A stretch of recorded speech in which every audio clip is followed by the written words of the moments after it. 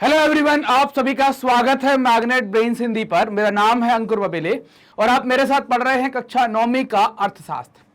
Class 9th के economics के अंतर्गत हम चैप्टर 2 पढ़ रहे हैं और आज हम आखिरी टॉपिक्स पर बात करने वाले हैं। चैप्टर 2 का नाम क्या है? संसाधन के रूप में लोग। यहाँ पर हम लोगों के ऊपर क्या इन्वेस्टमेंट करें, मतलब कि क्या निवेश करें और इन जनसंख्या को कैसे मानव पूंजी बनाएं, उसके बारे में पढ़ रहे थे। आज हम इस वीडियो के अंतर्गत बात करेंगे एक गांव की कहानी, मतलब एक गांव का उदाहरण लेंगे हम। कैसे वो एक साधारण सा गांव था, वहां पर उन्हें शिक्षा की, शिक्षा के बाद प्रशिक्षण दिया और वो एक अच्छा गांव बन जाता है, विकसित गांव बन जाता है। साथ ही साथ पूरे चैप्टर का सारांश जो आपकी बुक में दिया गया है उसको भी हम देखने वाले हैं। वीडियो में आगे बढ़ने से पहले आपको बता दूं कि मैग्नेट ब्रेन्स हिंदी अपनी मुफ्त शिक्षा के लिए जाना जाता है। यहां पर आपको क्लास 7 से लेकर क्लास 12 तक का संपूर्ण पाठ्यक्रम, एनसीईआरटी और सीबीएसई की किताबें जो है वो, उसके अलावा दूसरे स्टेट बोर्ड की जो किताबें हैं, यूपी और बिहार बोर्ड, ये सब कुछ बिल्कुल निःशुल्क में आपको उपलब्ध कराया जाता है। सभी वीडियोस बिल्कुल निःशुल्क में मिलते हैं और ये सारे वीडियोस आपको क्वालिटी कंटेंट और बेस्ट फैकल्टीज के साथ मिलते हैं। तो चलिए स्टार्ट करते हैं कि भाई एक गांव की कहानी क्या है और सारांश क्या है। गांव की कहानी क्या है? तो एक गांव है। गांव आप जैसा कि समझते हैं, एक छोटा सा गांव होगा, उसमें कुछ परिवार होंगे, है ना। ज्यादातर संयुक्त परिवार आपको देखने को मिलेंगे, लोग खेत पर काम करते होंगे, ऐसा एक गांव होगा। एक गांव है जिसमें कई सारे परिवार हैं। प्रत्येक परिवार इतना उपजा लेता था, मतलब हर एक परिवार गांव का है तो वो खेती करता होगा, तो उसकी खेती से इतनी पैदावार हो जाती थी कि उसके सदस्य खा पी सकें, मतलब इतना पैदा हो जाएगा कि अपने भोजन साल भर चले, अपना आराम से काम कर जाए। परिवार के सदस्य अपने कपड़े बुनते थे, मतलब कपास की खेती करते होंगे तो सूत निकाला, सूत निकाल के फिर क्या करेंगे, सूत बना लिया, सूत बनाकर कपड़े बुन लेंगे। अपने बच्चों को पढ़ाते और इस तरह प्रत्येक परिवार अपनी आवश्यकताएं स्वयं पूरी कर लेता था। मतलब इन्होंने क्या कर लिया कि इतनी पैदावार कर ली कि खाने की व्यवस्था हो गई, फिर कपड़ा जो बाजार से खरीदना है तो उसको भी घर में ही बुन लिया, तो वो इतना काम हो गया, हमें किसी की खास जरूरत नहीं पड़ती थी। और हर एक परिवार की आवश्यकताएं वहीं पूरी हो जाती थी। हर एक परिवार इतना पैदा कर लेता था कि उसकी आवश्यकता वहीं पूरी हो जाएगी, उसे दूसरे से मांगने की, खरीदने की जरूरत नहीं पड़ती थी। इनमें से एक परिवार ने अपने एक बेटे को कहां पर, कृषि महाविद्यालय में भेजने का फैसला किया।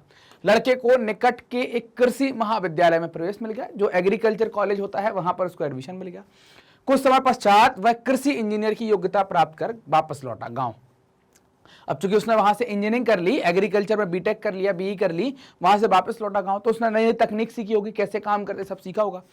और वह इतना सृजनात्मक, मतलब उसका दिमाग इतने अच्छे तरीके से चलने लगा, इतना क्रिएटिव हो गया वो, कि उसने एक उन्नत किस्म के हल का नमूना तैयार किया। पहले हल क्या था, लकड़ी का होगा, उसमें लोहे का एक लगाएंगे ताकि हो, उससे हम जुताई कर पाए। उसने एक साइंटिफिक तरीके से एक नया हल का नमूना तैयार कर लिया, जिससे गेहूं की उपज बढ़ गई। मतलब जुताई करने में तकलीफ नहीं हुई, आसानी से जुताई हो जा रही थी, मिट्टी आसानी से पलट जा रही थी, तो उपज आसानी से बढ़ गई। इस तरह गांव में एग्रो इंजीनियरिंग का एक नया काम सृजित हुआ। एग्रो मतलब एग्रीकल्चर, खेती, और इंजीनियरिंग मतलब तकनीकी। तो जब खेती से तकनीकी में गई तो ये एग्रो इंजीनियरिंग हो गई, तो गांव के अंदर एग्रो इंजीनियरिंग का एक नया काम जो है वो सृजित हो गया। इस तरीके से और काम होने लगे, हल बनने लगे, गांव के लोग खरीदने लगे और वहीं उसकी पूर्ति हुई। वहां पर वो मतलब इंजीनियरिंग में जो चीजें सीख कर आया, उससे हल बनाया, तो लोगों ने देखा तो हल बिका। फिर और दूसरे औजार तैयार करे होंगे या दूसरी चीजें तैयार करी होंगी, वहीं बिकने लगी। तो गांव में क्या हो गया, वहीं बनाता था, वहीं इसकी पूर्ति होने लगी।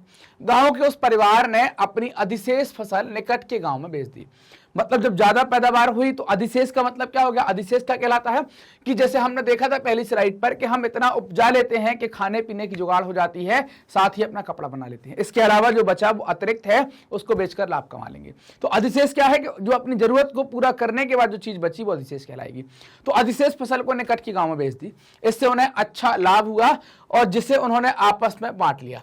इस सफलता से प्रेरित होकर कुछ समय पश्चात गांव के सभी परिवार ने एक बैठक की। देखा देखी लगती है, उन्होंने देखा यार उनका लड़का अच्छा कर रहा है, तो सबने बातचीत करी कि भाई ये हुआ कैसे, क्या आपने सोचा कैसे कर। तो सब लोग बैठे, वो भी बैठे, जो इंजीनियर बन के आया एग्रीकल्चर का वो भी बैठा। वे अपने बच्चों के लिए भी बेहतर भविष्य चाह रहे थे। सभी ने सोचा कि हमारे बच्चे भी इस तरीके से कुछ काम करें तो ज्यादा अच्छा होगा। उन्होंने पंचायत से गांव में एक स्कूल खोलने का अनुरोध किया, ताकि क्या हो, स्कूल खुल जाएगा तो जो प्राथमिक शिक्षा है, जो उसका प्रारंभिक वर्ष है विकास के बच्चे के, उस पर अच्छा शिक्षा का निवेश हो जाएगा। तो स्कूल खोलने का मतलब क्या हो गया, यहां पर अगर हम बात करें कि पंचायत से स्कूल खोलने का निवेश कर रहे हैं, मतलब क्या हो रहा है, यहां पर प्रारंभिक शिक्षा की बात की जा रही है। और ये प्रारंभिक शिक्षा की बात हो गई, मतलब इसको क्या कह सकते हैं, हम इसको कह सकते हैं शिक्षा का निवेश। आपने देखा होगा जनसंख्या को अगर हमें मानव पूंजी बनाना है तो शिक्षा का निवेश करना ही पड़ता है। तो ये क्या हो रहा है, शिक्षा का यहाँ पर निवेश हो रहा है, कह सकते हैं ऐसा। उन्होंने पंचायत को ये विश्वास भी दिलाया कि वो अपने बच्चों को स्कूल में भेजेंगे, मतलब ऐसा नहीं होगा कि नाम लिखवा के घर में रखें। पंचायत ने सरकार की मदद से एक स्कूल खोल दिया, निकट के कस्बे से एक टीचर की नियुक्ति कर दी, एक शिक्षक को नियुक्त कर दिया गया। इस गांव के सभी बच्चे स्कूल जाने लगे, मतलब सब स्कूल जाने लगे तो एक और चीज हो गई, जब स्कूल जाने लगे तो शिक्षा, मतलब क्या हो गई, शिक्षा सब प्राप्त करने लगे, तो हम क्या कहते हैं, इस गांव की साक्षरता की दर भी सुधर गई। साक्षरता की दर जो है वो क्या हो गई, ऊपर जाने लगी। कुछ समय पश्चात गांव के एक परिवार ने अपनी लड़की को सिलाई का प्रशिक्षण दिलवाया, मतलब शिक्षा के बाद दूसरी बात आती है ट्रेनिंग की, तो उन्होंने क्या किया, सिलाई का प्रशिक्षण दिलवाया, मतलब कैसे कपड़ा काटना है, कैसे कपड़ा सिलना है, ये करवाया उन्होंने। अब गांव के सभी लोगों के लिए कपड़े सीने लगी वो लड़की, तो उसको क्या हो गया, वो सीने लगी, उसको ट्रेनिंग होगी कैसे सिलना है, तो उसको पैसा आने लगा, क्योंकि अब सभी लोग अच्छे ढंग से सिले कपड़े पहनना चाहते थे। इस तरह दर्जी का एक नया काम आ गया गांव में। पहले सिर्फ खेती हो रही थी, अब क्या हो गया, वो जो कृषि इंजीनियर आया तो खेती में उत्पादन बढ़ गया, आय बढ़ी, तो क्या हो गई, सबको लगा कि अच्छे कपड़े पहने, तो गांव की एक लड़की ने प्रशिक्षण ले लिया सिलाई का प्रशिक्षण लिया, तो अब यहाँ पर गांव में दर्जी का काम भी होने लगा, गांव के लोग कपड़े भी अच्छे पहनने लगे। इसका एक और सकारात्मक प्रभाव हुआ कि किसानों का कपड़े खरीदने के लिए दूर जाने में लगने वाला समय भी बच गया, मतलब वहीं बोल दिया कि बेटा ऐसा ऐसा बना देना, तो उसने काट पीट के बना दिया और आपको दे दिया, तो समय की बचत भी हुई। मतलब इस समय को कहाँ लगाएंगे, हम अपनी उत्पादकता में लगाएंगे तो उत्पादन और बढ़ेगा। किसान खेतों में अधिक समय लगाने लगे थे, इसलिए उपज बढ़ गई थी। यह समृद्धि का प्रारंभ था। किसानों के पास उपभोग से अधिक वस्तुएं थीं। अब वे अपने उत्पादन उन लोगों को बेच सकते थे जो उनके गांव के बाजार में आते थे, तो अपनी चीजें जो इनने बनाई या जो पैदा करी उनको वो दूसरों को बेचना उन्होंने स्टार्ट कर दिया। समय के साथ गांव, जहां प्रारंभ में किसी नए काम का औपचारिक रूप से कोई अवसर नहीं था, शिक्षक, दर्जी, एग्रो इंजीनियरिंग और अन्य तरह के लोगों से परिपूर्ण हो गया।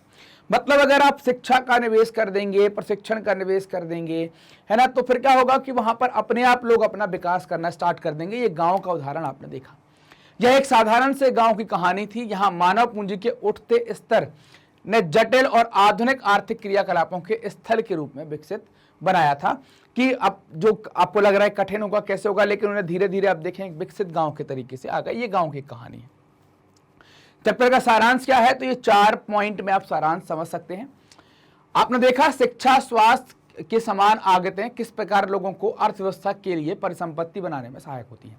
शिक्षित है, स्वास्थ्य अच्छा नहीं है, स्वास्थ्य अच्छा है, शिक्षित नहीं है, तो जरूरी क्या होगा कि आपको शिक्षा आपकी अच्छी होनी चाहिए, स्वास्थ्य आपका अच्छा होना चाहिए।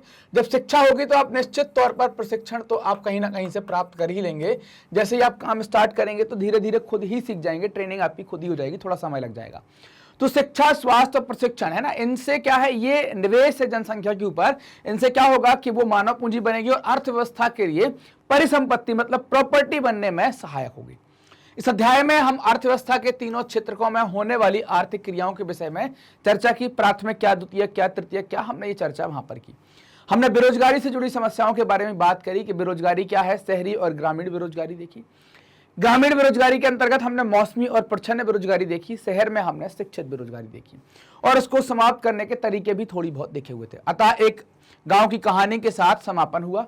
हमने गांव की कहानी देखी, कैसे वहां एक लड़का इंजीनियरिंग कर आया, उसने हल बनाया, उत्पादकता बढ़ गई, लोग बेचने लगे, फिर एक स्कूल खुला, सभी लोग पढ़ने लगे।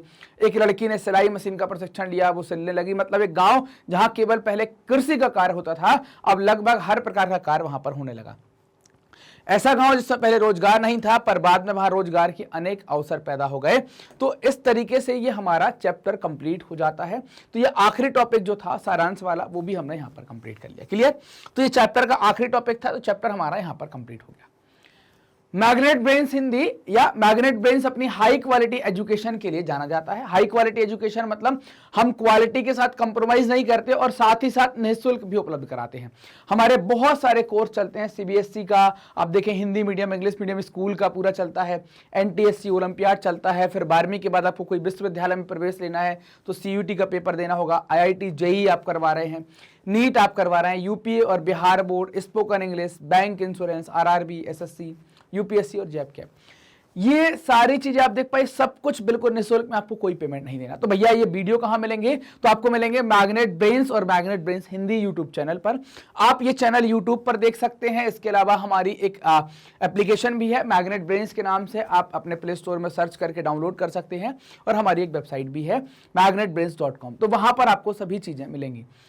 YouTube पर आपको प्लेलिस्ट अलग अलग मिल जाएगी जहां से आप अपने वीडियो देख सकते हैं। इसके अलावा अगर आपको किसी प्रकार की परेशानी आती है तो आप हमारी वेबसाइट या हमारे एप्लीकेशन को फॉलो करें। अगर आप जब हमारी वेबसाइट या एप्लीकेशन पर जाते हैं तो वहां को आपका कोर्स बना दिया गया है। आप आपका कोर्स सेलेक्ट करेंगे। मान लीजिए कि आपने सीबीएसई हिंदी मीडियम लेना है तो आपने सीबीएसई हिंदी मीडियम, यहां पर एनसीईआरटी किताबें आपकी कवर होंगी, क्लिक किया, फिर उसके बाद आपकी क्लास आ जाएगी। क्लास सेलेक्ट करेंगे, उसके बाद फिर आपका सब्जेक्ट आ जाएगा। सब्जेक्ट क्लिक करेंगे तो सारे टॉपिक आ जाएंगे। फिर चैप्टर आपको सिलेक्ट करना, चैप्टर में टॉपिक, मतलब बड़े सिस्टमैटिक तरीके से आपको यहाँ पर वीडियो देखने को मिलेंगे। आप हमसे विभिन्न सोशल मीडिया प्लेटफॉर्म पर भी जुड़ सकते हैं, जैसे यूट्यूब, फेसबुक, इंस्टा, ट्विटर और टेलीग्राम। यहाँ पर मैग्नेट ब्रेन्स सर्च करेंगे तो आप हमारे साथ कनेक्ट हो जाएंगे। ये वीडियो आप देख रहे हैं मैग्नेट ब्रेन्स के हिंदी चैनल यानी कि मैग्नेट ब्रेन्स हिंदी पर। तो वीडियो देखते ही चैनल को सब्सक्राइब करें, वीडियो को लाइक करें और कमेंट सेक्शन में जाएं, कमेंट भी करें कि आपके कोई डाउट है तो कमेंट करें। अपने दोस्तों के साथ शेयर जरूर करें। डाउट भी आप कमेंट कर सकते हैं। इसके अलावा आप हमें भी बता सकते हैं कि आपको वीडियो कैसे लग रहे हैं। मिलते हैं अगले वीडियो में, तब तक अपना ध्यान रखें, ख्याल रखें, मस्त रहें और पढ़ते रहें। धन्यवाद।